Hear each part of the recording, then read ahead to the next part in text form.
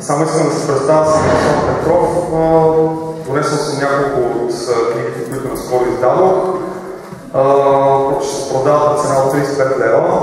После, след презентацията, ще съм някъде отзад, ако някой иска да разгледа или да си купи, добре дошъл, да се запознаем. Донесох едни 10 бройки лимитирани скетчбука мои. Ако някой също иска купи, на цена 10 лева са. Абсолютно малко бройки са останали. И така, ще демонстрирам на живо какво правим по темата, по която Мартин ще говори. С това представи Мартин Пунчев.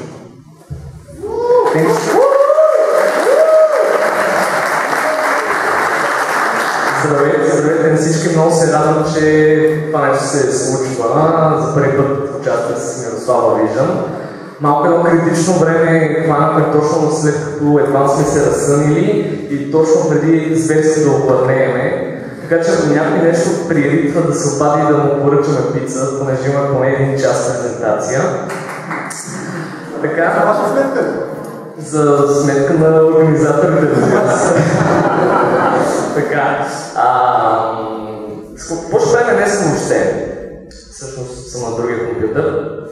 Това, което ще говорим днес е, че получавате две в едно. Една лекцийка, която аз ще дудня нещо ето тук, а пък Мирославчо ще завземе таблета и ще рисува пред вас в реално време. Моите лекции за какво става дума? Ще си говорим за 2D и 3D дизайн, как ги използваме, за да реализираме един наш проект, любим персонален. Ето това нещо. Така че след като премина теоретичната част, не бързайте да си тръгвате, защото ето това нещо ще ви го демонстрирам как сме го създали. Съответно аз съм поел отляво 3D скулптурата, дизайнал съм на този персонаж, а пък господин Мирослав Петров взел тази скулптура и съответно е извел до завършена илюстрация и е дърнал живот на тази дигитална клина. Така, сега Мирослав Петров, той се представи, но все пак да кажа, това нещо е един от най-яките албуми, които аз притежавам. Имам си така значително немалка колекция от артбуци и това нещо ми е сред любимите, така че задължително го разгледайте, разкъсвайте тук на моите и вижте се какво става дума. Така, нека започнем. Първо и аз да се представя все пак. Мартин Пунчев, преди няколко години започнах в тази сфера да се занимавам, където се запознахме именно с Мирко, в едно българско студио работихме заедно, което такива неща. Но както аз, така и той и двамата винаги ни е дърпал към грозни същества. Да се създаваме, или прожалки и всякакви такива създания, както разбира се, и не е чак до там стрясващи дизайни. Предния път беше много яко, когато показах този пингвин, тъй като имаше дечица в една зала и те супер много се изкривиха на пингвина. Тук няма малки деца, но... също беше... Точно така. Този пингвин ще имате щастие да видите как е реализиран в една 3D анимация, която утре Жоро и Велислав ще презентират, така че задължително да дойдете на тяхната лекция след обяд. Общо взето, това, което на мен лично най-много ми носи удоволствие е да направя един дизайн от началото, където се вика от скицата до финалния продукт, до финалния било то модел за игра или съответно играчка за 3D принт за съответно производство на играчки. Това винаги ме най-много ме кефило. Това е едната моя страна артистичната. Другото нещо е, че винаги съм обичал да споделям знания, както и Мирослав, именно за това съм тук, за такива ивенти. Поне според мен виждана трябва да се случва минимум 2 пъти в годината. Именно за това, заради тази нова страст, още от ученическите години, това нещо доведе до създаването на CGZ. Именно това е българска, те знам аз как го нарека, първото българско школо за дигитални изкуства, т.е. за курсове и така нататък, но и нещо повече. Първо общество, което в момента набира сили, събираме се ежемесечно професионалисти и редно с тепърва стартиращи да си споделяме знания в такива underground workshop-и. И най-голямата моя гордост е курсът по ZBrush, който последните 2 години разработвам. Така, много стига сме говорили за това, нека преминем към същината на нещата. Именно дизайн и защо напоследък се говори толкова много за 3D дизайн, 2D дизайн, което е по-добро, някакви глупости обзорна на това, че 3D измества от 2D и такива глупости. Сега, причината 3D толкова много да нашуми напоследък е именно, че едва сега софтуера, т.е. технологиите напреднаха толкова много, че позволяват за същата свобода, с която едно време сме могли да правим скулптури от глина, за същата свобода, но далеч по-бързо да използваме тази медия. Това е единствената причина. Иначе няма и 2D и 3D-то, според мен трябва да върват ръка за ръка, защото едната медия разрешава едни проблеми и е, да кажем, по-бърза, докато другата медия разрешава други проблеми. Съответно, поне лично за мен, един дизайн, за да може да се нарече пълен, трябва да мине през трите измерения. Примерно този пример, който съм извадил, скулптура, който е направил фигурите от ясно, не му е било просто задача, не е било просто едно транслиране от 2D към 3D, а и повярвайте ми, имаме доста дизайн проблеми, които трябва да разрешите първа, така че крайният продукт и двете неща са работили ръка за ръка. Така, това, което ние ще направим обаче днес е обратното. Вместо да започнем от 2D, ще започнем от 3D като основа, която след това ще изведем до 2D илюстрация. А сега това нещо, преди да го започнем, искам да кажа само още няколко неща, преди да ви покажа видеото. Какво всъщност представлява един добър концепт арт? Значи поне аз мисля, че един добър концепт арт трябва две основни неща да разрешава. Първо, да визуализира някаква идея. Това ще рече един умен човек има идея, не е вас. Съответно, вие трябва да дадете на тази идея форма, така че есенцията на тази идея да не се загуби, напротив, да я прочертаете. Това е най-основното нещо, разбира се. И второ, концепт арт трябва да помага да се разбере как нещото трябва да бъде изработено.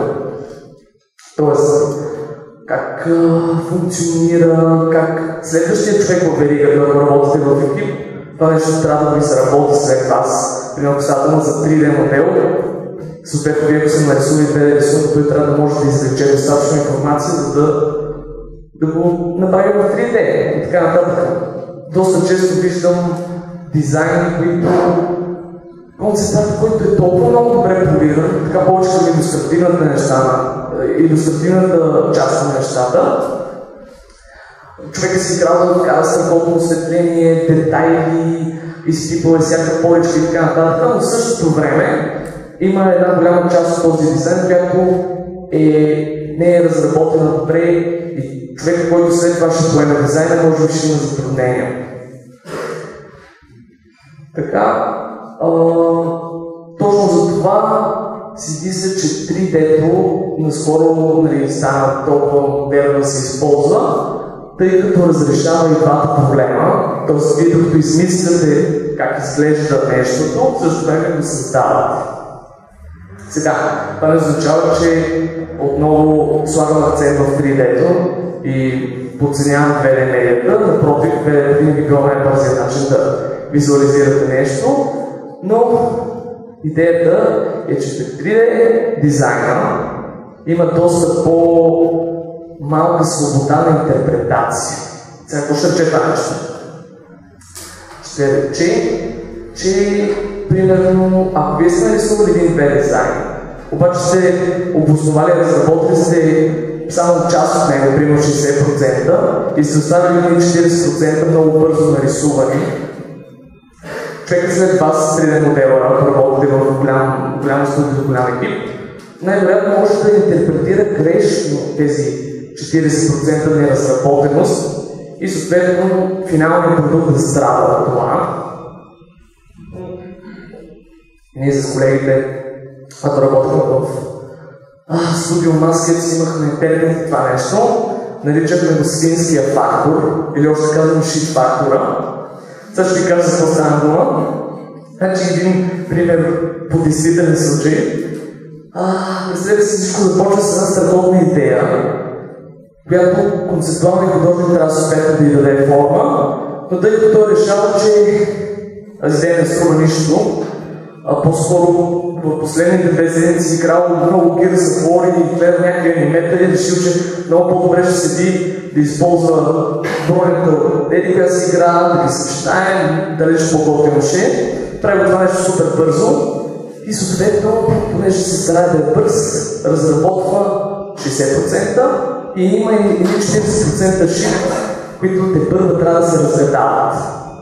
Съвсем бързо нарисувани, нищо не става ясно. Сега това нещо се излива при 3D модела, който тия 40% неразработеност ги интерпретира грешно и по този начин добавя още 30% шит към целият продукт. Няма лошо. Преминава в следващия човек по веригата при текстуриста, който да каже, имал тежък ден, препил е с нощи, вече може да друга от тия неща. И в последния момент остава 2 часа до крайния срок, пуска някаква бърза текстура и съответно не остава назад и добавя, да кажем, солидни 20% шит. Разбира се, той не е последен човек, след него има аниматор. Аниматора стигнал вече човек какво да прави с толкова много шит и тъй като и на него му е писано, бързо си свърши работа да предаде и добавя своите 10% към общия принос. И какво получихме до момента? 40 от концепт-артиста, 30 от мейлера, 20 от текстуриста, 10 от аниматора, къде сумарен 100% шит като крайен продукт. Така че това е свободната интерпретация. Когато нещо оставите недобре разработено, има шанс следващия човек да не го разбере правилно. Така че трябва да бъдем отговорни и вместо да изпипваме глупави детайли и така нататък, първо да се уверим, че има смисъл, функционира целият концепт и така нататък. Сега, няма да навлизам в как това нещо се изтяга по студията. Разбира се, има си начини с добър менеджмент, с връщане напред-назад между етапите и така нататък. Но това е за отделна дискусия.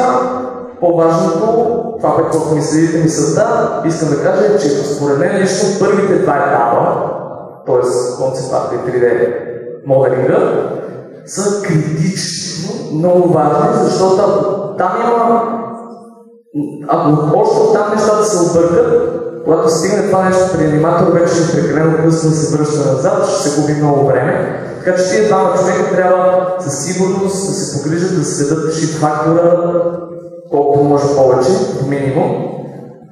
И сега, къде идва 3D дизайна? Ако вие сте добри дизайнери, като Мирослав Петров, съответно, ако научите 3D достатъчно умело и бързо, т.е. какво ще се получи? Ще правите 3D дизайни, които имате дизайн, имате нещо така изградено вече, т.е. свеждате свободата интерпретация до минимум, тъй като ви го дизайнате от всички и така нататък. И съответно има до някъде смисъл това нещо да се прави. Така, сега вече ще преминем към видео презентацията. Това, което следва е да ви покажа първата част, как съм изградил тази скулптура и съответно си говорим за някакви бележки, които съм си натвърдил с дизайн принципи, след което втората част. Това по принцип вие сте късметли, тъй като това нещо е нещо като платен урок, но днес ще го презентираме на вас.